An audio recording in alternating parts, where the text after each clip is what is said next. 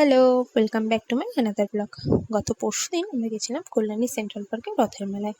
কোনো প্ল্যান ছিল না, হঠাৎই সন্ধ্যাবেলায় বাড়ি বসে বোরই হচ্ছিলাম, তো বললো মেলা থেকে ঘুরে আসতে। যেহেতু সামনে মেলাও হচ্ছে, তাই আমি, মাম্মাম, শাশুড়ি মা তিনজন মিলে চলে গেছিলাম মেলায়। মেলায় গিয়ে ফার্স্ট আমরা মন্দিরে চলে যাই। মন্দিরে গিয়ে জগন্নাথ ঠাকুরের দর্শন করে নিই। ওখানে একটা সেলফিও তুলে নিয়েছি। চারিপাশটা খুব সুন্দর সাজিয়েছিল। যাও ঠাকুর দেখে আসো, যাও। মানে মামামু ঠাম্মাকে টেনে নিয়ে যাচ্ছে ও আবার ঠাকুর দেখবে বলে, কারণ ওর একবার দেখে হয়নি, এত ভালো লেগেছে। তারপরে আমরা আস্তে আস্তে বাইরের দিকে বেরোচ্ছিলাম। তো বেরোনোর সময় এই স্টলগুলো চোখে পড়লো। এটা প্রত্যেকবারই এরকম থাকে দোকান এখানে।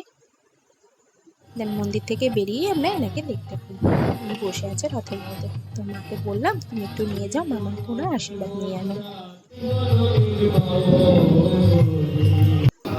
তারপরে চলে গেছিলাম মেলায়। না এগুলো না, এটা তো নেবই না। এগুলো নেবো না, নেবা দাও।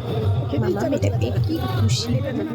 তারপরে এই নিমকি এইসব ভাজার দোকানে চলে গেছিলাম বাড়ির জন্য টুকটাক জিনিস আনার জন্য।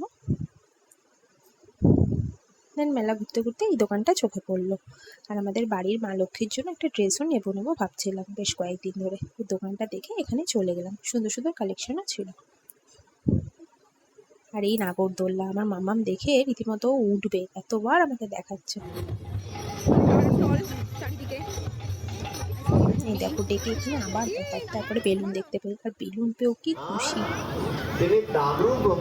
আবার ডাকো, আবার ডাকো, এদিকে তাকিয়ে, এদিকে তাকিয়ে ডাকো, আয় আয়। একটা বেলুন দিয়েছি আমরা মামাকে। বেলুনকে ডাকছে আয় আয়।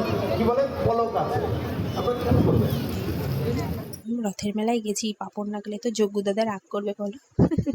তো নিয়ে নিয়েছিলাম পাঁপড়। পাঁপড় খাচ্ছিলাম আমরা। আর এখানে ঠাম্মার সাথে উনি পোজ দিচ্ছে পাঁপড় খাওয়ার। তারপরে আমরা মেলা ঘুরে আস্তে আস্তে বাড়ির পথে রওনা দিলাম। যেহেতু অনেক রাতও হয়ে যাচ্ছিল, আমরা তিনজন গেছি, বাড়িও ফিরতে হবে, বাড়ি কিছুটা দূরেও আছে। তো আস্তে আস্তে আমরা মেলা ঘুরে চলে এসেছিলাম। তো চলো টাটা, দেখা হচ্ছে আবার আমার অন্য কোনো ব্লগে। বাই।